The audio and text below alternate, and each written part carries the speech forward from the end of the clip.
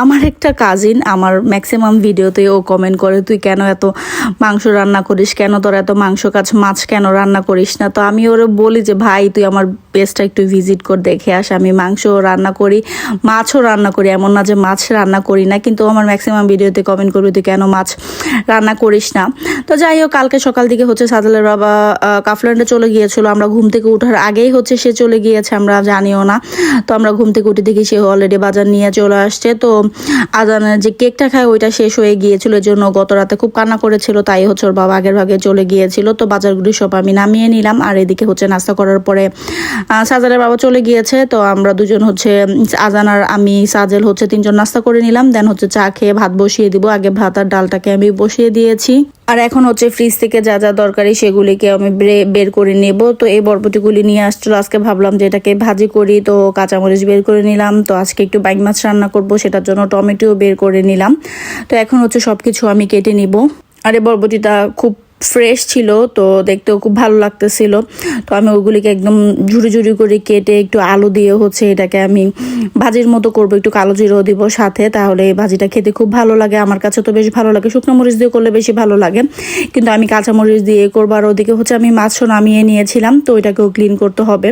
দেন হচ্ছে ওই মাছটাকেও হচ্ছে আলু দিব না, টমেটো দিয়ে হচ্ছে ওইটাকে আমি বুনা করব। তো ডালটা বলক চলে আসছে, একটু ঘন করে আজকে ডাল রান্না করব। তো হলুদ মরিচ আর লবণ দিয়ে দিলাম, আর এর মধ্যে হচ্ছে আমি অর্ধেকটা বড় সাইজের টমেটো কেটে দিব। তো টমেটোটাকে হচ্ছে আমি কেটে এটা ডালটার মধ্যে দিয়ে দিলাম। আর এদিকে আমি ভাজি যে করব ওইটার মধ্যে দেওয়ার জন্য কয়েকটা আলু পিল করে নিলাম।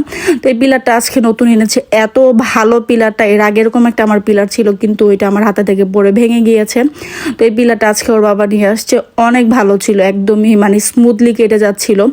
তো আমি হচ্ছে এদিকে পেঁয়াজ কাঁচামরিচ যা যা প্রয়োজন সেগুলিকেও কেটে নিচ্ছিলাম। আর কাঁচামরিচ সবসময় এরকম আমি আনার পরে বোটা ছিলে ধুয়ে টিস্যু দিয়ে মুছে এরকম বক্সে করে রাখি, তাহলে দেখা যাচ্ছে যে অনেক দিন পর্যন্ত ভালো থাকে। তো ওদিকে ভাতটাকে আমি নাড়াচাড়া করে দিয়েছিলাম, ভাতটা হয়ে গিয়েছে, ওইটাকে আমি ঝরা দিয়ে ওই বার্নারে হচ্ছে একটা প্যান বসিয়ে দিয়েছি। তো তেল দিয়ে পেঁয়াজ কাঁচামরিচ একটু ভাজা ভাজা করে এর মধ্যে সামান্য পরিমাণ কালো জিরা দিয়ে দিলাম। আর এখন হচ্ছে একদম অল্প একটু আদা রসুন বাটা, হলুদ মরিচের গুঁড়া, ধনিয়া জিরার গুঁড়া দিয়ে এটাকে একটু ভালো করে কষিয়ে নিব। দেন হচ্ছে কেটে রাখা সবজিটা দিয়ে দিব। তো এই ভাজিটা খেতে খুবই মজা হয়, বিশেষ করে রুটিটা তো খেতে খুবই মজা হয়। তো আপনারা ট্রাই করে এভাবে দেখতে পারেন, এভাবে তো সবাই করে আমি জানি, কিন্তু একটু কালো জিরা দিয়ে দেখতে পারেন, খুবই ভালো হয় খেতে। তো এটাকে আমি ঢেকে দিচ্ছিলাম, আর ওইদিকে ডালটাও প্রায় ফুটে এসেছে। ডালটাকে এখন আমি পেঁয়াজ রসুন আর হচ্ছে কাঁচামরিচ দিয়ে বাগার করে নেব, তাই হচ্ছে ওইগুলোকে আমি কেটে নিচ্ছিলাম। আর ডালটাকে একটু ঘনই করে নিচ্ছিলাম। তো একটু টমেটো দিয়ে ঘন করে রান্না করলে আমার কাছে খেতে ভালো লাগে, কিন্তু সাজালের বাবা আবার ঘন ডাল তেমন পছন্দ করে না। তো এদিকে আমি একটু ধনেপাতাও কেটে নিচ্ছিলাম ডালের মধ্যে দেওয়ার জন্য। তো ডালে একটু ধনেপাতা দিয়ে দিলাম, আর ওইদিকে হচ্ছে পেঁয়াজটাকে আমি ভেজে নিচ্ছিলাম। মাঝে মধ্যে হচ্ছে আমি সবজিটাকে একটু নাড়াচাড়া করে দিচ্ছিলাম। আলুগুলি একদমই সেদ্ধ হয়ে গিয়েছে, তো এটার মধ্যেও আমি বাকি যে ধনেপাতাটা রেখেছিলাম সেটাকেও দিয়ে দিব। তো আর একটু ভাজা ভাজা করে এটাকেও আমি নামিয়ে নেব। আর ওইদিকে ডালের জন্য যে পেঁয়াজটা আমি বাদামি কালার করতেছিলাম সেটা হয়ে গিয়েছে, এখন হচ্ছে এটা আমি ডালের মধ্যে দিয়ে দিব। আর ডালটাকে একটু ব্লেন্ড করে আরেকটা বলক তুলে নিব। তো এদিকে ভাজিটা হয়ে গিয়েছে, একদমই ভাজা ভাজা হয়ে গিয়েছে। তো কালারটা খুবই সুন্দর আসছে, আর হচ্ছে গ্রানটাও খুব ভালো আসতেছিল কালো জিরার কারণে। তো এদিকে একটা বাইক মাছ ছিল আমার ফ্রিজে, সেটাকে আমি নামিয়ে ছিলে নিয়েছি, ওইটাকে কেটে নিলাম।